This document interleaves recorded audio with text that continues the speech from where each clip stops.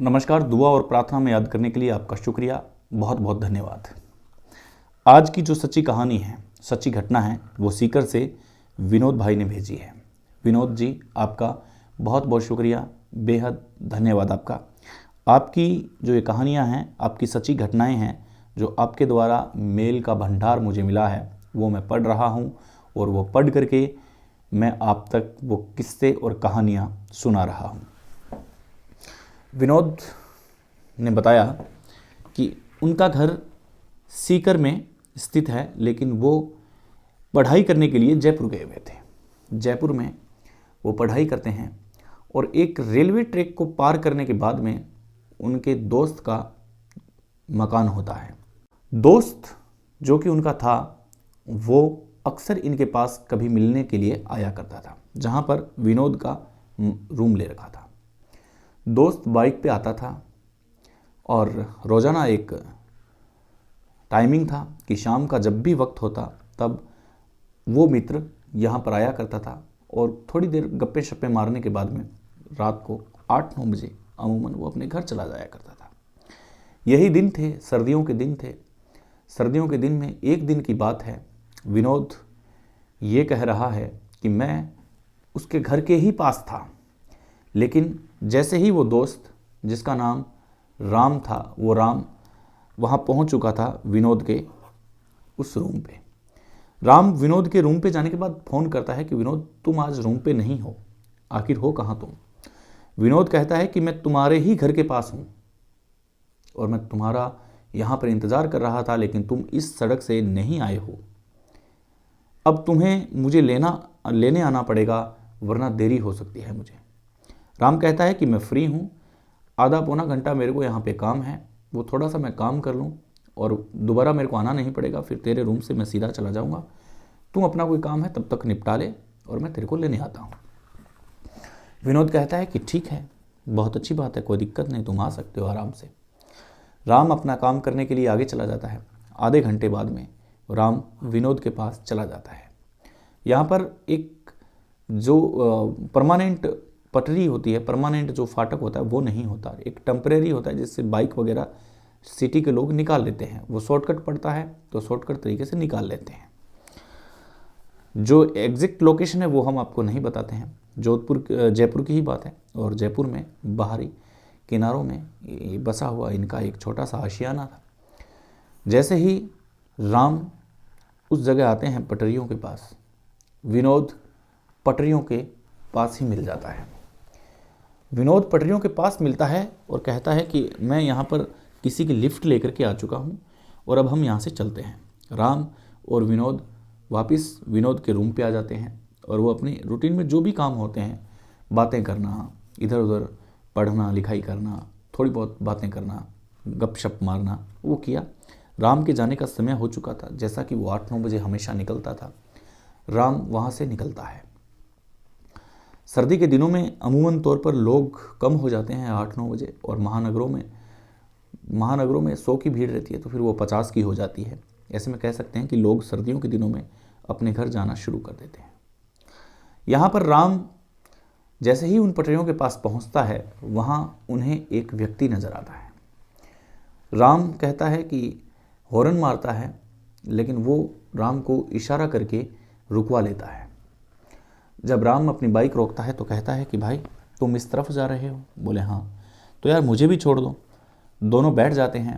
वो उसके बाइक के पीछे बैठ जाता है और कहता है, बातें चल पड़ती है उसके साथ ट्रेन की कि यार यहाँ पर कोई व्यवस्था नहीं है, अगर हम रूल फॉलो करें तो हमें पुल घूम करके आना पड़ता है, अगर हम यहाँ रूल नहीं फॉलो कर रहे हैं इसलिए यहाँ पे हज़ारों लोग कटते हैं, हम भी अगर यहाँ से जा रहे हैं तो हो सकता है कि कल को हम भी कट जाएं, हमें ऐसा नहीं करना चाहिए। इस प्रकार की बातें होती है। राम कहता है कि हाँ यार, बात तो ठीक है, लेकिन अब लोग आ रहे हैं जा रहे हैं तो हम भी क्या करें? जिस दिन मौत लिखी होगी उस दिन वो मौत आसानी से आ जाएगी, हम चाहे कहीं चले जाएं, हम बच उससे नहीं सकते। इस प्रकार की बातें होती हैं। दोनों आपस में बात करते हैं और घर बताया जाता है उसका। वो घर बताता है कि इस गली में लो, इस गली में लो, ऐसा करके वो व्यक्ति अपने घर ले जाता है।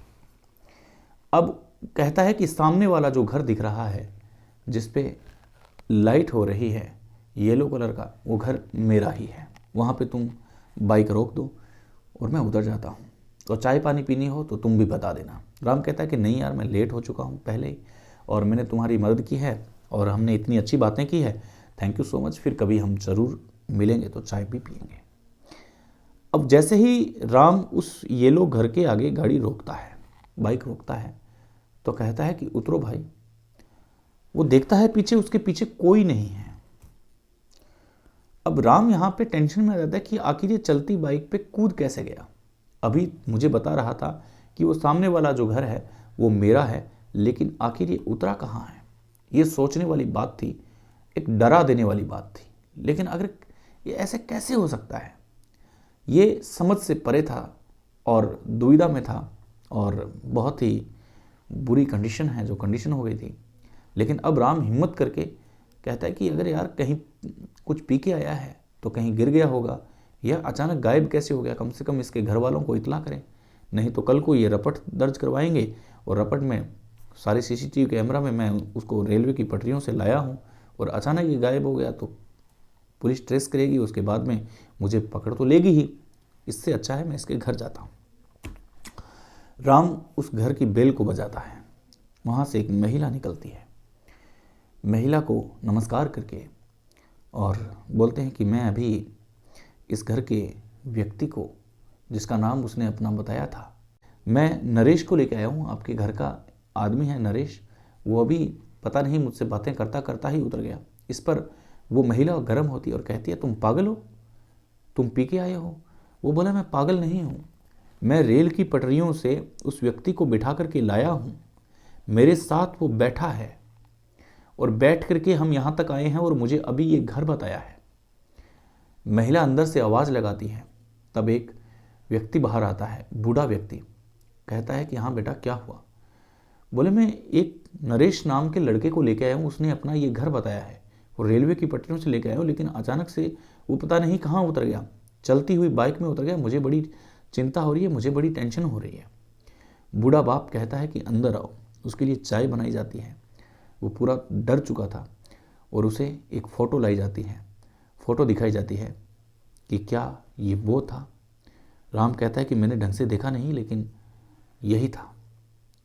उस पे लिखा हुआ था स्वर्गवास, दिनांक और ये ईयर। दोस्तों वो 2017 में ख़त्म हो चुका था। ऐसे कैसे संभव था? उसका नाम नरेश था। नरेश अपनी बाइक को पार करते हुए उस पटरियों से आ रहा था, जैसा कि उसके पिताजी ने उसको बताया, और ट्रेन आ गई थी। नरेश ने सोचा कि दूसरी पटरी पे है, लेकिन जिस पटरी पे वो बाइक को निकालना चाह रहा था वो वहाँ फंस चुकी थी और उस एक्सीडेंट में नरेश मारा गया था ट्रेन के नीचे आने से। अब भयभीत हो चुका था पूरा। भयभीत होने के बाद में उसे बिलीव नहीं हुआ कि मैंने ये क्या कर लिया। बुखार आ चुका था। वो अपने घर फ़ोन करता है, उसके घर से उसके भाई आते हैं, उसको घर ले जाया जाता है। फिर जब उसके रूममेट्स होते हैं, जो दोस्त होते हैं, जिनके पास ये रोज़ हताई करता था, बातें करता था, जिसने हमें कहानी भेजी है, वो भी राम के पास पहुंचते हैं और कहते हैं कि वो पूरी घटना बताता है तो कहता है कि मेरा रोम रोम खड़ा हो जाता है। कितनी सच्ची है ये घटना, ये तो आप पे डिपेंड करता है। लेकिन क्या ऐसा संभव हो सकता है कि भला मरा हुआ आदमी किसी की बाइक की लिफ्ट मांग करके उसके घर चला जाए?